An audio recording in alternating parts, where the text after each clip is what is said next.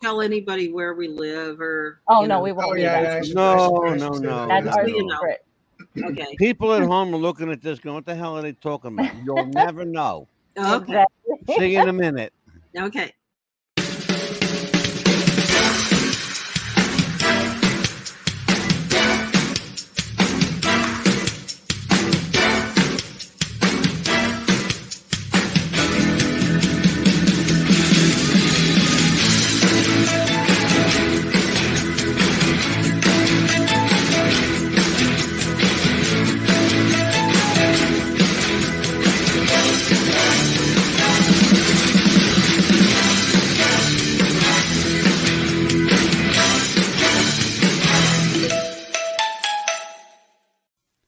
It's National Book Day. Indeed, it's National Book Day. And what better two people to have than my favorite mistress of the macabre and this dashingly handsome Fabio lookalike. He's pretty. Welcome to What's the Buzz podcast, everyone. It's a fantastic Tuesday. Great day today for me. It's been a hell of a day. I got to tell you. Yes, it has. It's been a really good day. Even Amelia had a great day. We talked about that on camera. No. Oh, man. Well, today is National Book Day, and we are joined by the best of the best. Tamara Thorne and Alistair Cross have joined us again. These are two people that didn't do podcasts. Well, unless it was their own. Right. But you'd be hard-pressed to find them on too many others. But they like us. They like us a lot, so I brought them back. And plus, that and a lot of prodding from Amelia, goes a long way. I just said please. Right? Yeah, right? So how you guys doing? Good. Hot, Busy. sweaty. Hot, sweaty, busy. Mm-hmm. Well, Tamara, let me start with you first. Let's talk to you when as we always do, ladies first. What you been up to since the last time we spoke? Writing, sweating, mostly just writing. We're finishing up a lot of books, and you got a lot of them. Life I'll is tell you writing. that. Petting cats and writing. Yeah, And you got a lot of books. Man, I'll tell you, I don't know when you have time to do much else because you write a lot. I do. You really do. Tamara Thorne writes a lot, man.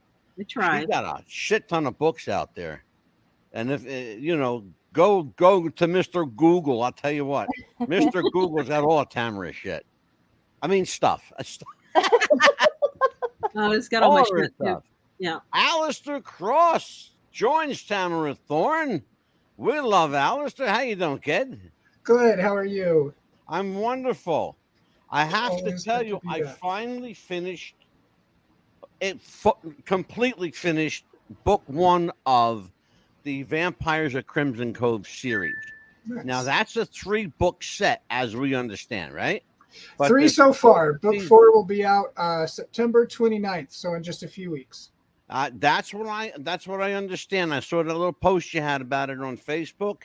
Looking forward to that one. I'll tell you what, if book 4 is as riveting as book 1, so I can't wait to get to book 2 already. Yes. But there's a lot to read. See, here's the thing you guys out there have to understand. Tamara and Alistair don't know how to write a book less than 500 pages. That's true. It's not that they deliberately set out that way, but what happens is the creative juices get going, and it's like, oh, let's add this too. Oh, we need to add this over here. Oh, put some other stuff in. And before you know it, you've got the New York City phone book directory.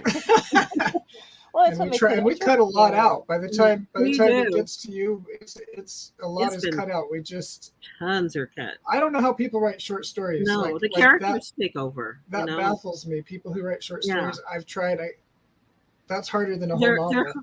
Yeah, and you don't have characters that, the second the character wakes up and starts talking to you, the story's over. So screw that. Yeah.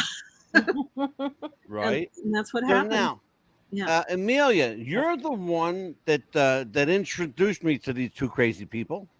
And so let's talk on National Book Day. Let's talk about your favorite Alistair Cross or Tamara Thorne book. What do you like? Oh, I yeah, never asked you that. they're all sorry. There's a bug right there. They're all great, actually. I mean, what I like is they actually give each character a little story, how they introduce them at first. I mean, even the plant has a name. And the book, Yeah. that's what I like about it, 'cause even the little bitty plant has Yeah, exactly. significance in the book. Exactly. You know, Well, here's the that's what. thing, though, and to their credit, Mhm. Thorne and Cross think about that stuff. It's Yes. important because a character doesn't have to be a living, breathing thing. Exactly. You know, That's actually one of the things that I learned from Tamara years ago, before I was, writing myself, but was learning to write. When I was reading her books, is towns as characters, houses as characters, the setting is a character. Think of, like, if you read her book Haunted, or even better, Moonfall. The town of Moonfall is its own character, and that's one of the things that I picked up from her when I was reading way back in the day. That's critical that you said that. Yes. And I want people to hear it again, what he said. Even the town is a character, and that's what we're talking about. The last time I had you guys here, we talked about character development, and that's the essence of a book is the character. That's why you write a book, to introduce your reader to these various and sundry characters. Some of them are over the top, some are very laid back. Characters like Tamara Thorne, on the other hand, are just like out there, and you have to love them because of who they are. And some of them by chapter. And did I mention to our listeners that I just love Tamara Thorne? Have I said that yet? And by chapter, I mean, by the first or second chapter, you already have your favorite character, and you can already imagine the town. You're already yourself. You're already in the town yourself, and you're already walking with the character, and that's what I love about their. And I'm glad you brought that up, Amelia, because I want to ask Thorne and Cross this question. And it has to do with a character from Alistair's book that you're incorporating into Tamara's work. Yes. When did the idea of cross-pollination occur with the two books and two different? How did all that start? It was pretty much right away. Probably. Say again, Tamara? Costelletti, probably. Probably. So Costelletti is like a conspiracy nut DJ.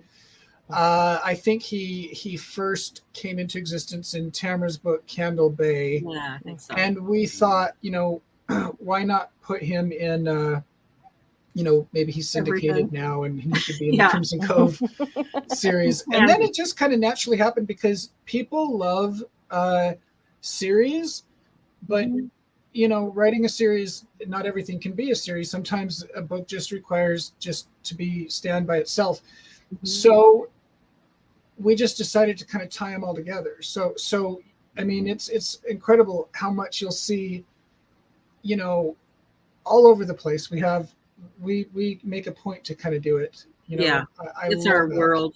It's the universe. Thorne and Cross country. The Thorne and Cross universe. Yeah, our Thorne and Cross country, and that's what we call it. And we have a key. We have files and stuff like that where we keep track of where does it's fun, and I love being able to do that. I love mentioning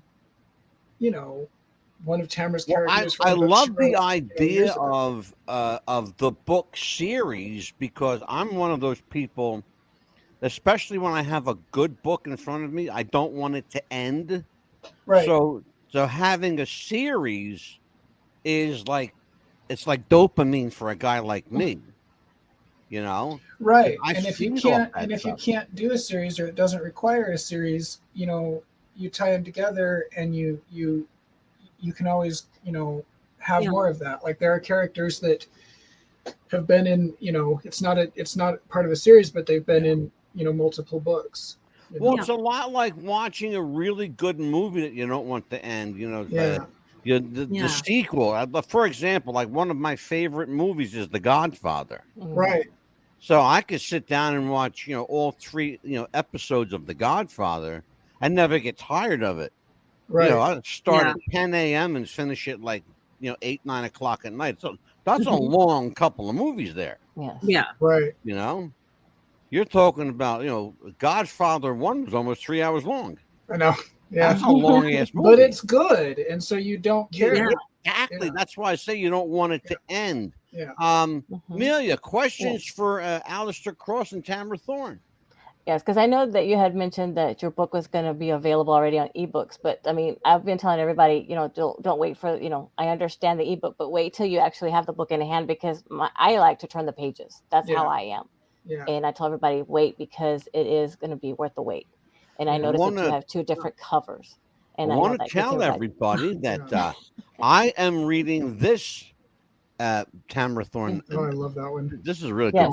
This is really good, by the way. This is called Brimstone.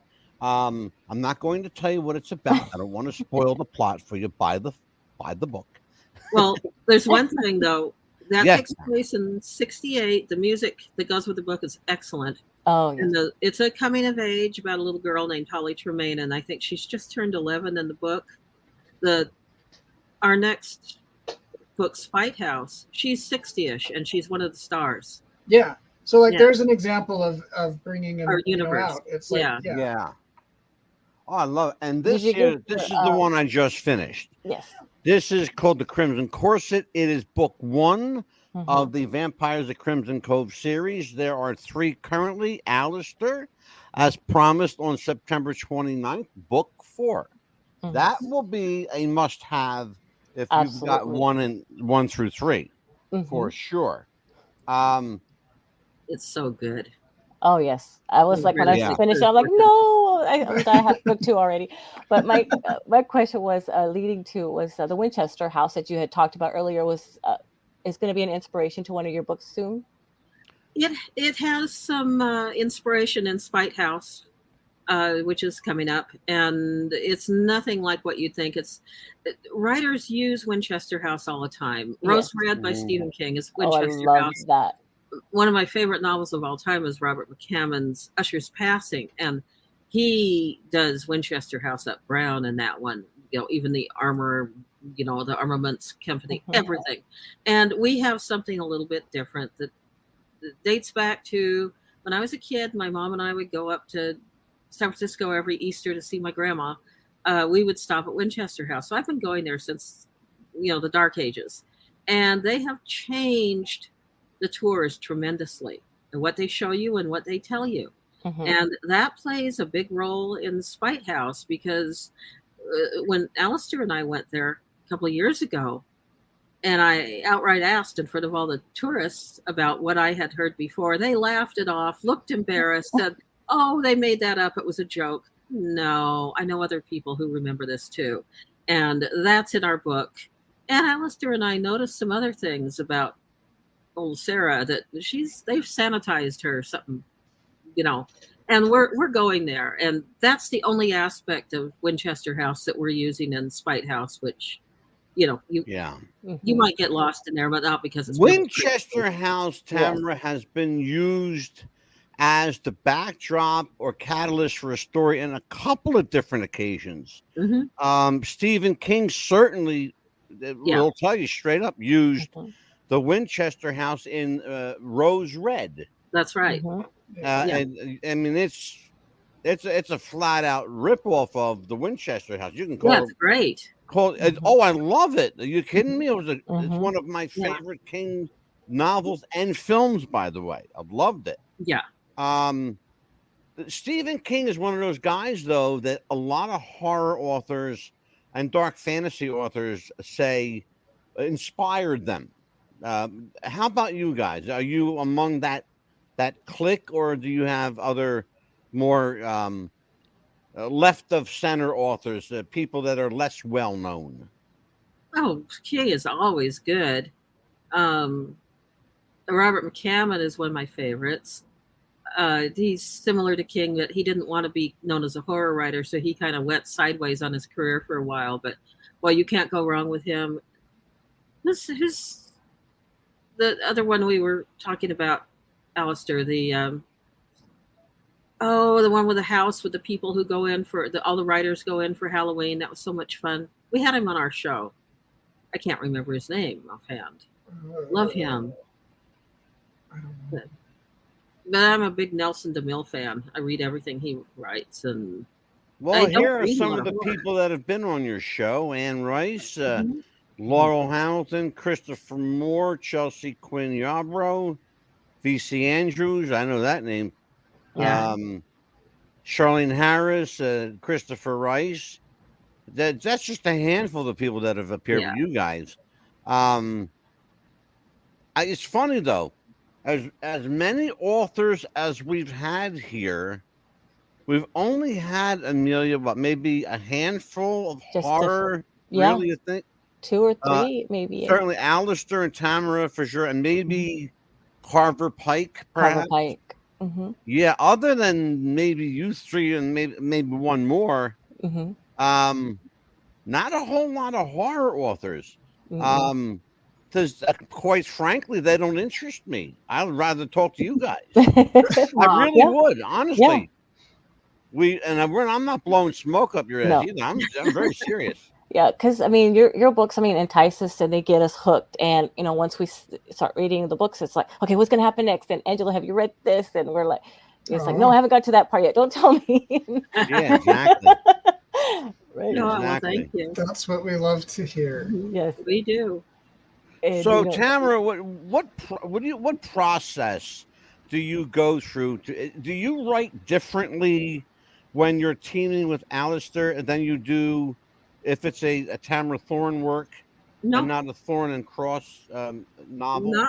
No, I never have. Even before we met, I've always written the same way as I write now, and we work together every day on Skype all day long, and so we're privy to everything, even our solos, and we're each other's beta readers. We read back and forth to each other every day, and but we write on we don't know who wrote what most of the time because we write so similarly, and that's why it works. And I don't do anything different. Tell everybody how you guys connected. You want to talk about serendipitous. That's Alistair's story. Yeah. Alistair, you're front and center, young man. Tell that story. Okay, so I grew up on all kinds of horror, and Stephen King I didn't discover till later in life, but I was reading a lot of John Saul and Dean Koontz, and I was at a library once, and I saw a book. It was Moonfall by Tamara Thorne, and I was actually drawn to the name Tamara Thorne, which sounds kind of weird, but I was.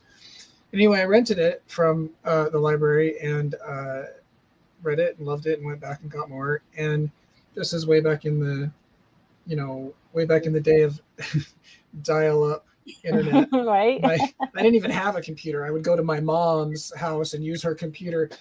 And I remember Googling, Tamara Thorne to see if she had anything new. Anyway, fast forward all these years later, I was this is the stuff I was reading when I thought I really want to do this, but I didn't know really what to do or how to do it. Really overthinking it. But anyway, fast forward several years later, I do start writing, I do get published, all that happens. And I had just gotten published and I thought, I don't know any other writers. I don't, I'm published now and I don't know any of my contemporaries. And so I thought, okay, so I'll start a blog and I'll interview authors on my blog. And Tamara Thorne is one of the first people that I hit her up on Facebook and just said, hey, I'm doing this. Do you want to do an interview, a written interview on my blog? And she said, yes. And it was amazing because we just started talking and we never stopped. It was just like every day. And then one day I lived in St. Louis at the time. I move everywhere all the time. I live in a million different places. And I was in St. Louis at the time, and she called me and she just said, how would you like to collaborate on something? And we could, just try like a short story, which, how we do short stories, we don't. But we didn't know that. And I'm like, and I was like, I was trying to be all, play it, all cool, like, oh, sure, let me think about it. Yeah. I'll get back to you, but of course I was like, you know what I mean? Of course I will. So I waited and I said, I'll think about it and let you know the next day. And of course I knew I would, and called her back and I said, yeah, I will. And we started a short story that turned into basically the Cliffhouse Haunting, which was basically huge.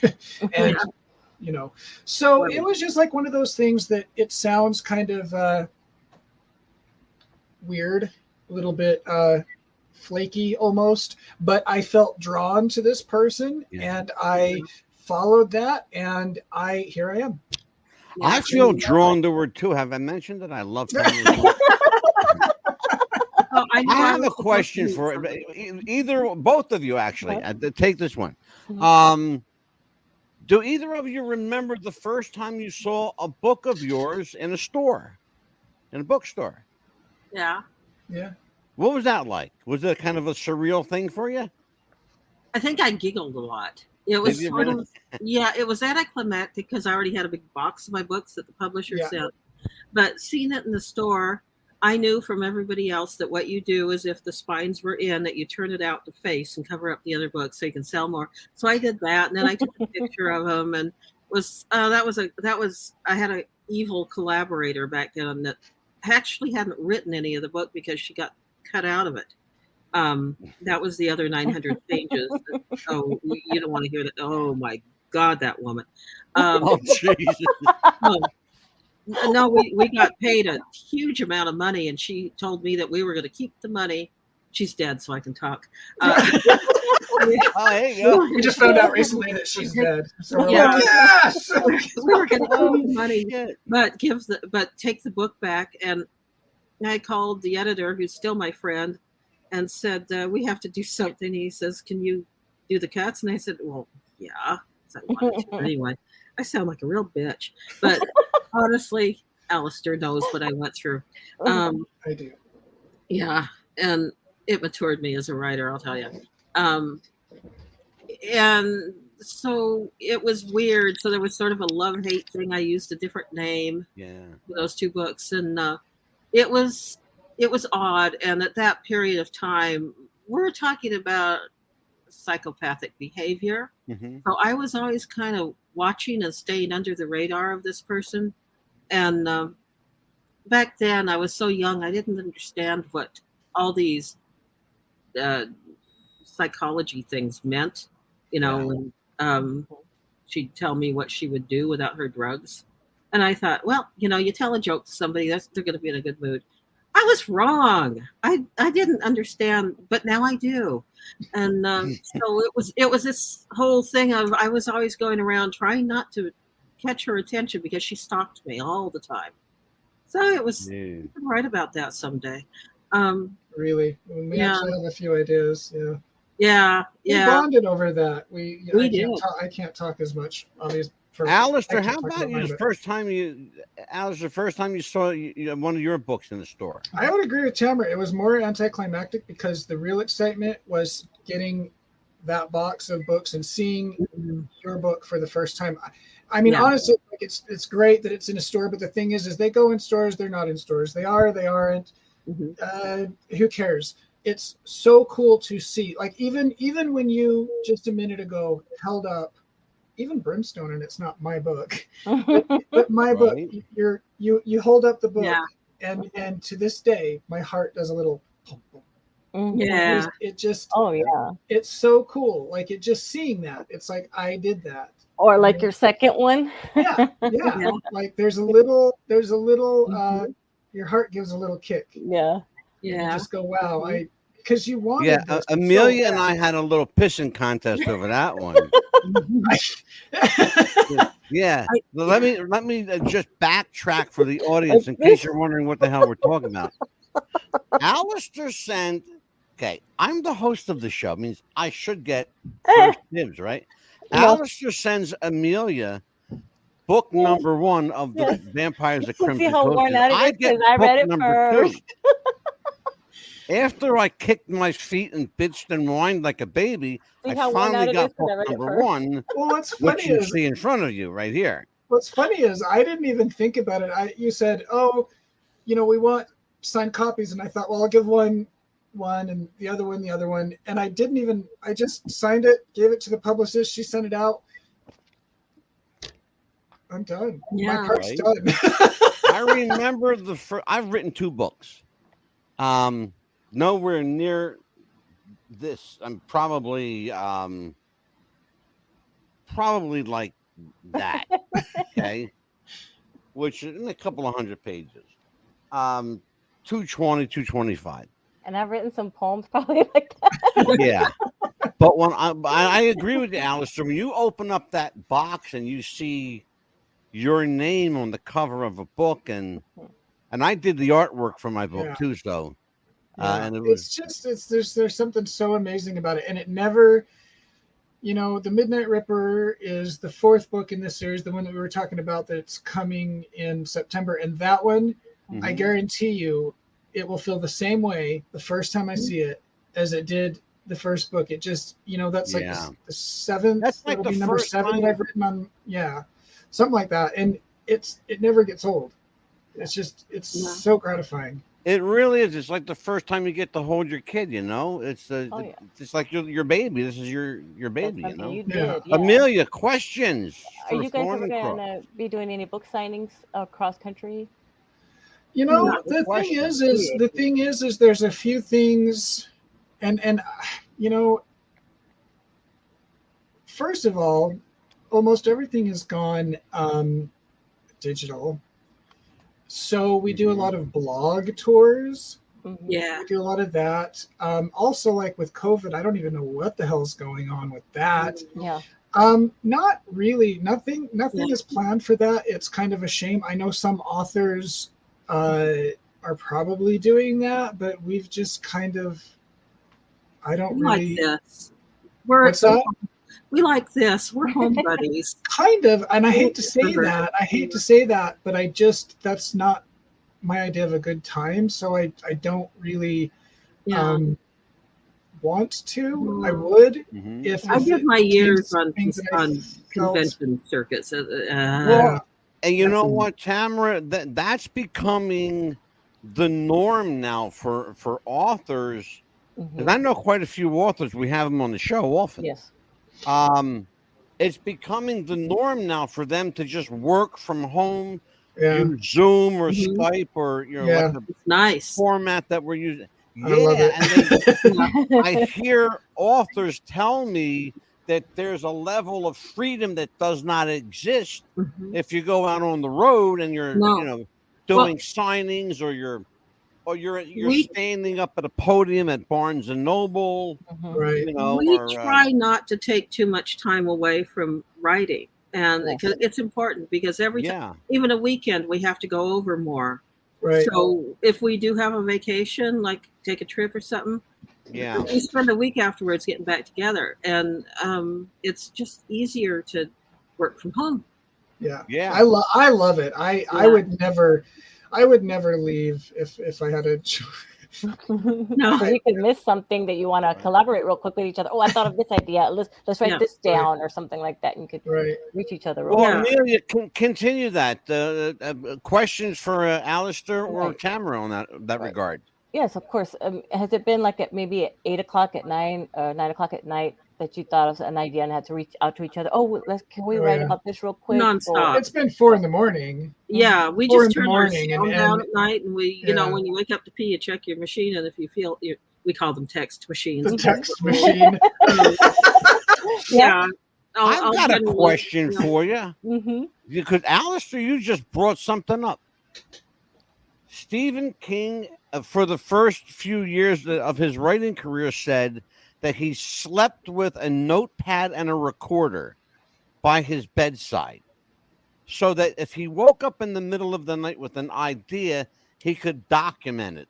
He could talk into his recorder and jot down, sleepy notes on a paper. The whole 4 o'clock in the morning thing is like, first of all, that's the witching hour for a writer, especially Tamara.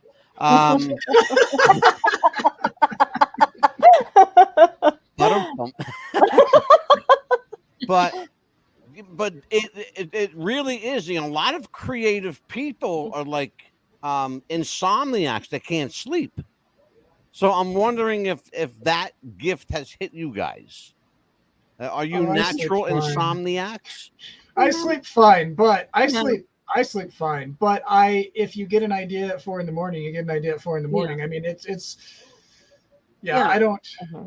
We text instead of I used to take notes when I was on my own, but we tend to text each other. Remind me in the morning, blah blah blah, and we just tell each other because whether it's for solo or double, we decide that later. Yeah. Oh, that's such a blessing to have that somebody to bounce off of.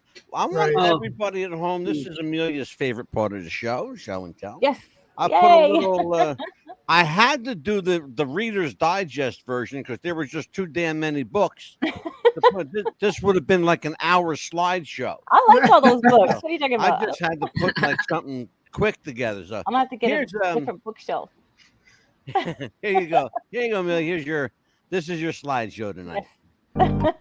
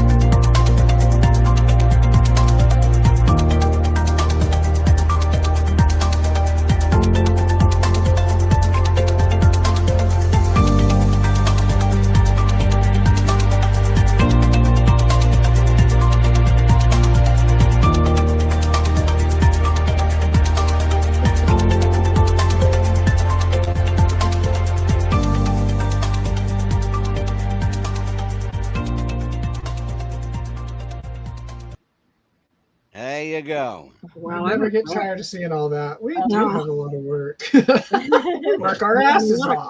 Exactly. Wow. Sometimes you think, we really need to kick it up a notch. We really need to, and then you see that, and you're like, wow, we've done a lot of work. And that's just a small smattering of what I put together. You guys have a lot of books, combined and together. Jesus. And a growing library, by the way.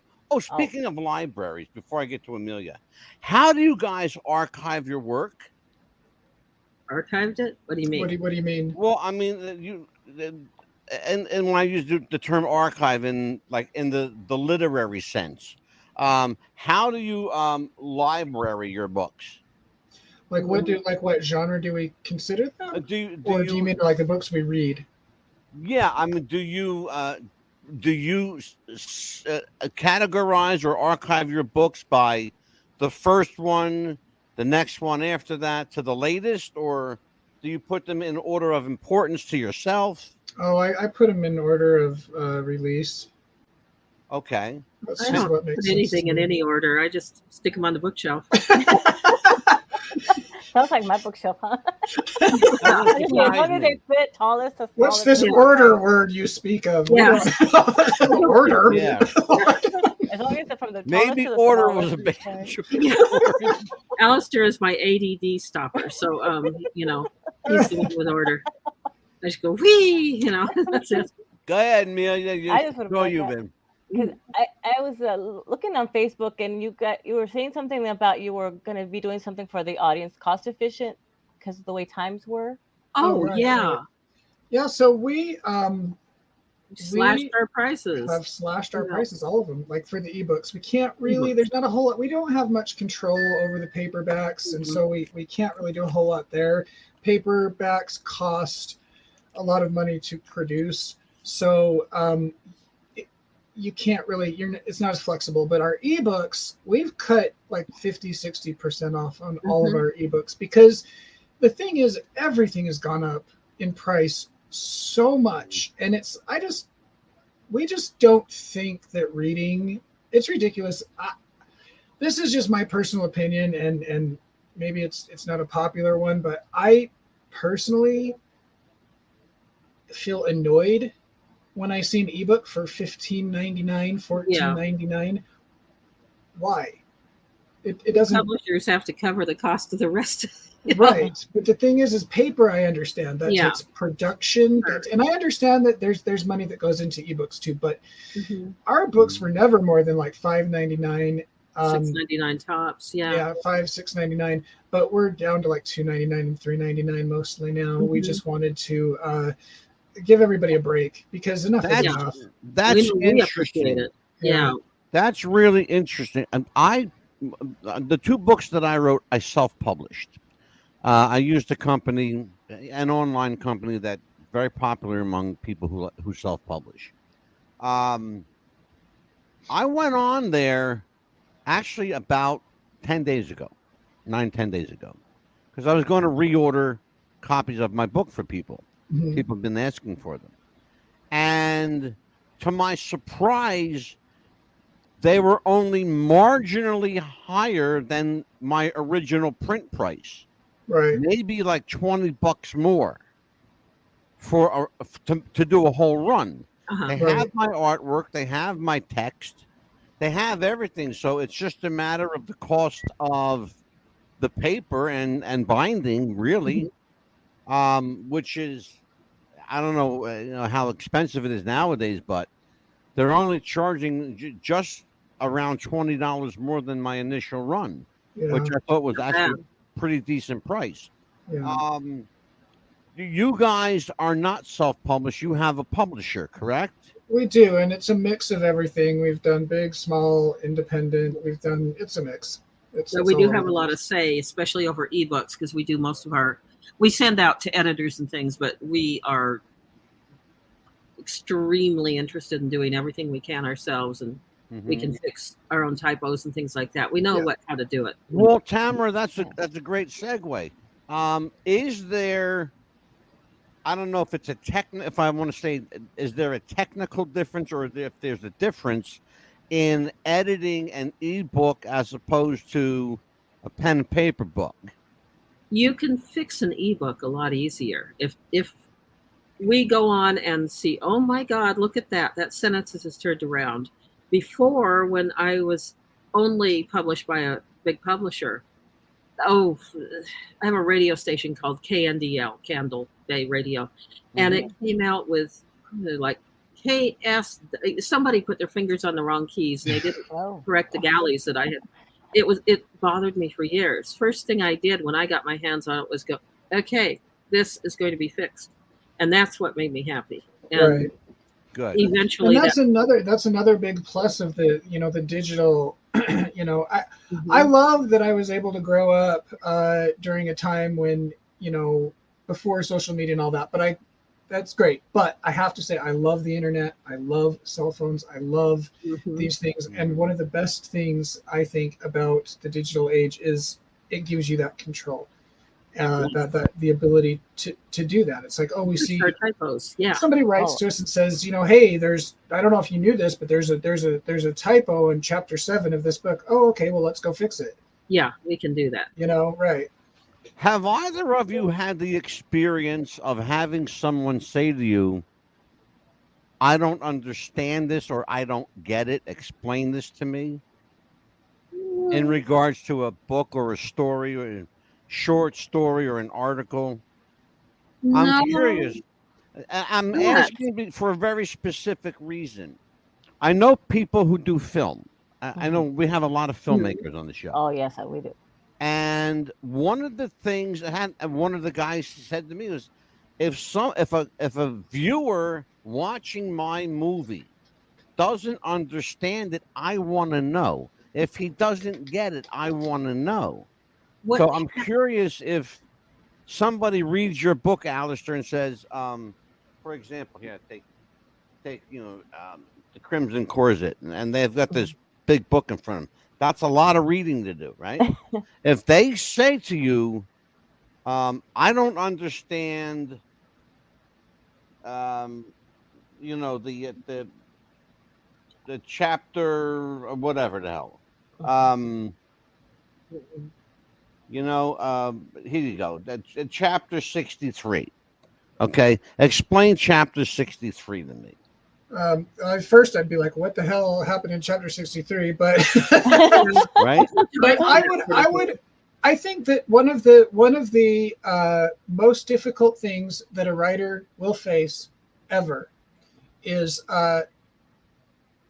simplicity. Writing simply. Simplicity is power. If I got multiple people saying to me, look, I don't understand this, that, or the other, then I would obviously have to look at that and go back and be like, where did I because you know what you know and you don't know what you don't know. Right. So it's real easy to just assume everybody is on the same page, so to speak. But generally speaking, that's kind of your goal, is to write in a way that is accessible to everyone. Obviously, you're not going to nail that 100% of the time, all the time, but being clear should be one of your top priorities. And that said, what readers do sometimes, they tell you, or they review it and tell you, everybody else, what the book is about. And that's when it gets hysterically funny. Right. It was actually a short story, and it was about a man whose kids came along and killed his dog. They thought he was a mean old man.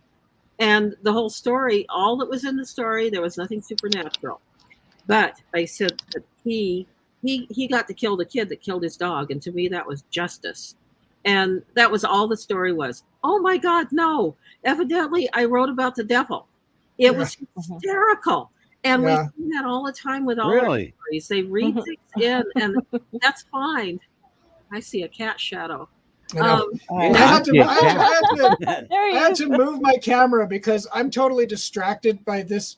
Behind me is my bed, and I have 1 million pillows because I sleep with 1 million pillows, and so I covered it. I think I want everybody to see that it's my bed, and I'm looking at it, and I'm like, it looks like there's a dead body. Actually, it looks like there's like 2 dead bodies in my bed. So I'm trying not to stare at that, but there's. You waited 45 minutes into the show to move. He's like, I killed this person, and I don't want nobody to see the body, so I have to hide it. Well, I didn't want it to be like, look, this is where I work. Sometimes, last time I did the show, I was in a different room, but this is actually a dead body. This is actually my bedroom, and I'm like, I don't really want it to look like my bedroom, so I'm going to cover the bed. It didn't work. Tamara Thorne, the Mistress of Macabre. I think it's a fitting title for you. What do you think? Are you okay with the Mistress of the Macabre? That's fine. Whatever. I don't care what you call me. Just call me. Yeah. I found with your books, I enjoyed it. And Alistair's books, as soon as I started reading them, I can understand the plot. I can understand the characters. I get right into the book. And if people don't understand that, then they're not reading it correctly. As long as that's like I said, like that's the goal. It's like, obviously if multiple people were saying they didn't understand something, then there's obviously something I'm not being clear about. But as a writer, you really that's like your top priority. You got to be clear. They say, somebody said, and I'm going to paraphrase and probably jack it up, and I don't even know who I'm quoting, but some famous author said, simple writing is damned hard writing. And it's true, because you can get caught up in silly things like somebody jumps a fence and they land on the ground. Okay. Yeah.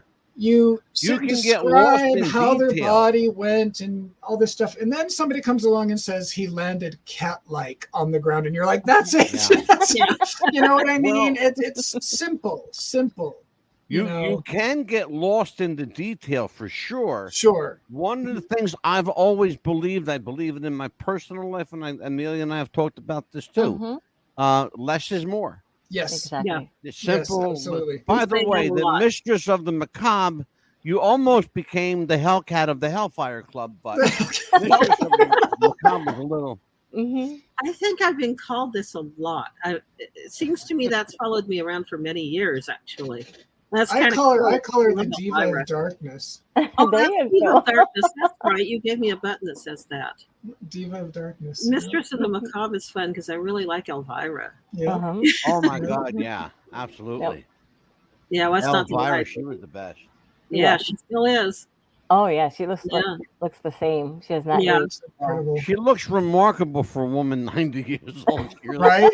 She's in her late 70s, I think now. Yeah, she's been around a long time. Oh yeah. Oh, absolutely. Do you remember, Tamara, do you remember back in the 1950s, a woman named Vampira? I've seen pictures of her and heard about her. She did not like Elvira. I know that. Oh, yeah, Oh, wow. she did not at all. No. Apparently, this woman, Vampira, sued Elvira for gimmick infringement. Oh my goodness. As we say in the world of wrestling, gimmick infringement. But they did not like each other at all. Not surprising. Yeah. Oh Yeah. man, that was crazy stuff. So Amelia, Yes. you've been very quiet tonight.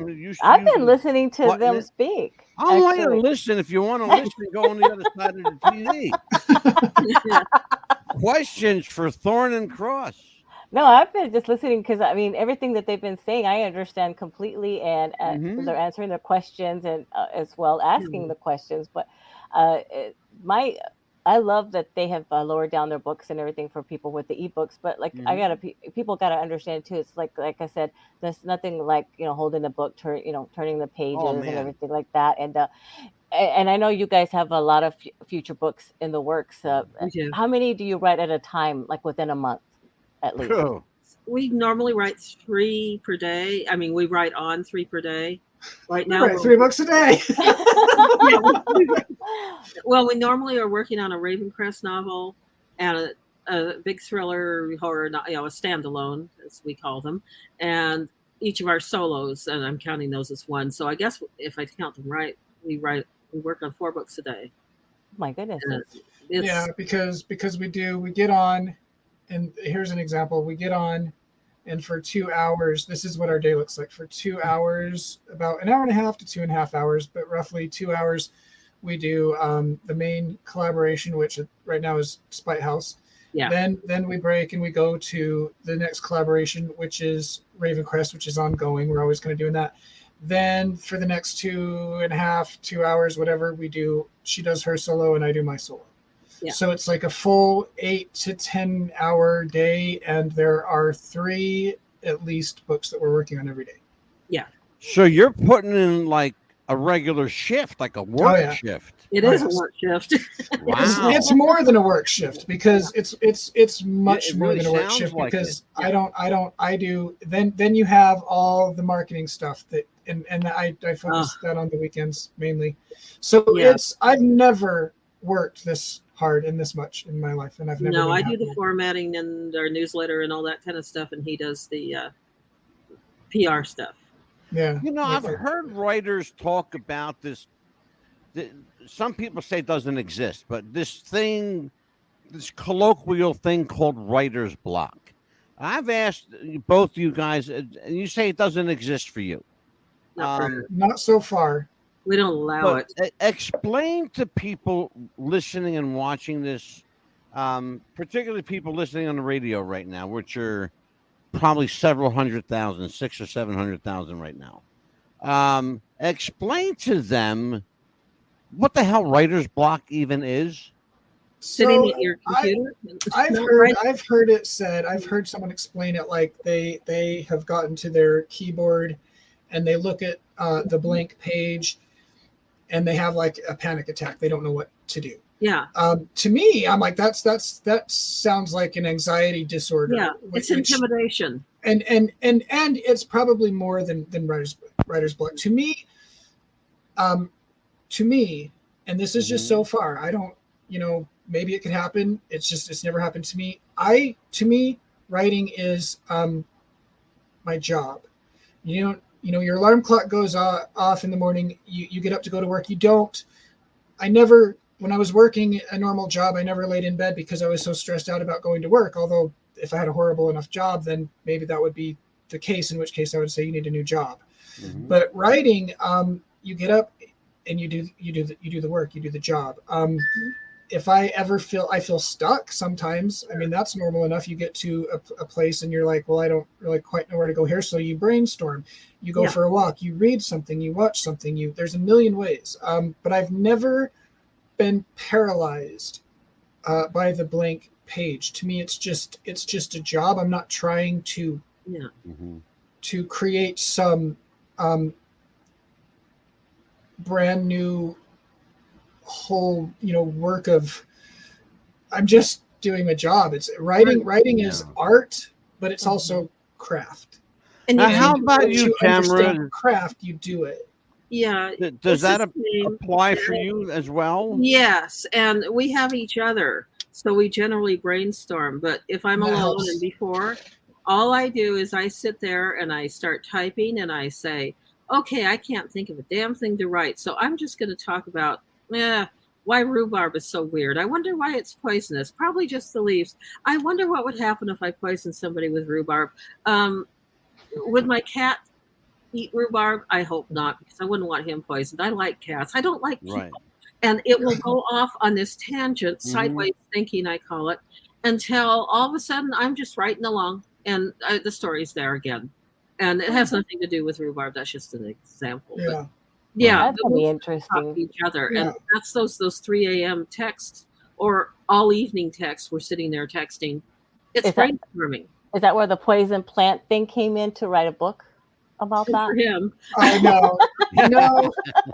I was thinking of my mother's garden when I said that. Yeah. No, I was just fascinated by the idea of poisonous garden. Oh, yeah. Is there going to be 5 soon? I want the police to know that the missing Miller family is underneath the behind that. They're right behind me. No. Is there going to be a book 5, Alistair, coming up soon? Oh yes. I'm going to go until people don't want to read it anymore, or I don't want to write it anymore. Yeah. I am getting eager to do something a little different. More story. Trust me, brother. You can do 5 out of that series. Oh, yeah. Well, and the book that's coming up right now is kind of a gateway book. It's this book will be introducing the concept of a whole bunch of different monsters. I don't want to do just vampires, so I'm kind of expanding, and so that will make it a lot easier for me. It'll make me a lot happier. Here's a serious question for the two of you. We talk about the use of werewolves and vampires and creatures. Have you ever thought about utilizing, or have you ever utilized a human being as the monster of the piece? Oh, yes. Oh, goodness. Mother. Yes. That's the Mother. Our book, Mother, there's nothing there's a hint of supernatural about it, but it's not a supernatural book. It's a straightforward thriller. And the idea of that is that human beings are the biggest monsters of all. Absolutely. And your family, specifically. Yeah. And Eternity it's Jack the Ripper, but he's a human serial killer, even if he is rather long-lived. Yeah. Interesting that she said that, right?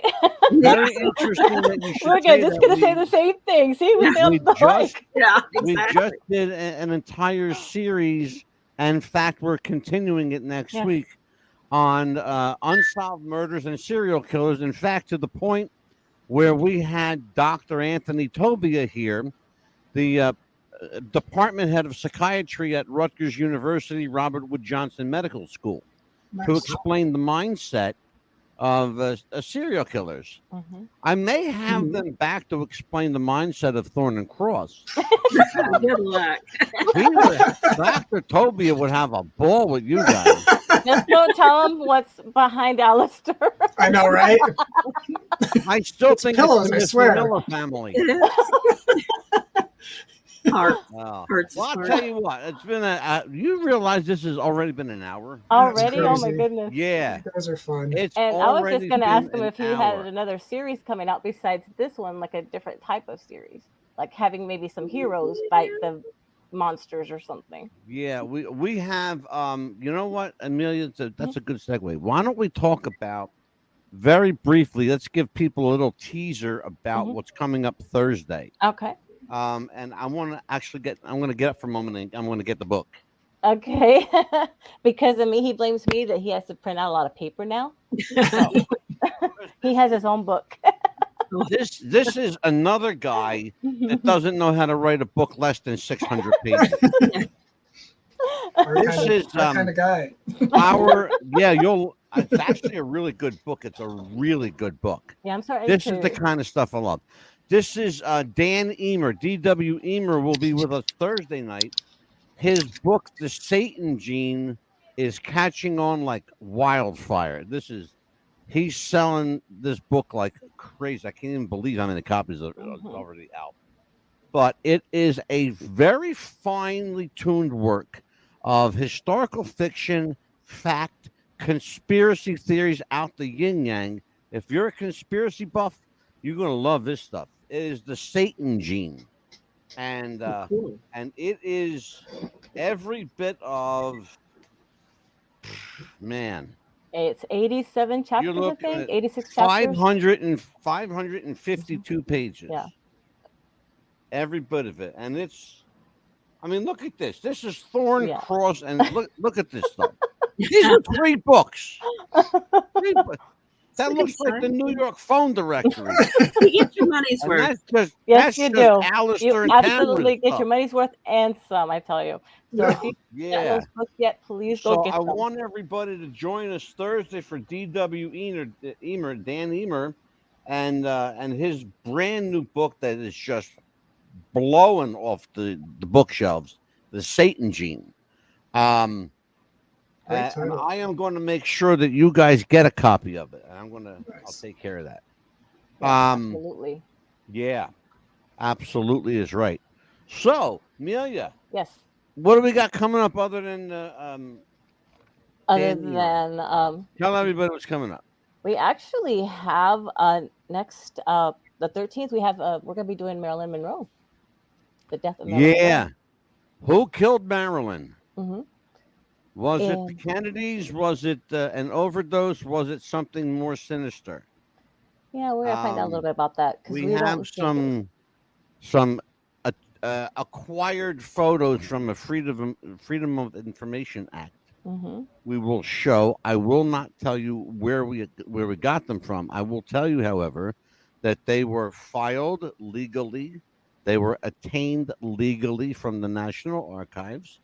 And we will show pictures that have never been seen publicly before of Marilyn Monroe and President Kennedy. Yes. So get ready for that one. Absolutely. The other thing we've got coming up is a continuation of our unsolved murders. We have, oh my goodness, Amelia. The 15th, we have WWE star Chris Benoit. Chris Benoit. Was it suicide or was double murder? Hit? Was it a hit? Mm-hmm. Yeah. New information coming up that perhaps wrestler Chris Benoit did not commit suicide. It was not a murder-suicide. That he was killed and his wife and child were killed in front of him. That's what they're saying. Who are they? We will find out who they are on that episode. I will tell you that we've got some controversial episodes coming up. We will never, ever veer away from controversy. And you said, Angelo, push the envelope and push it hard. I will push and push and push. Trust me, I will push.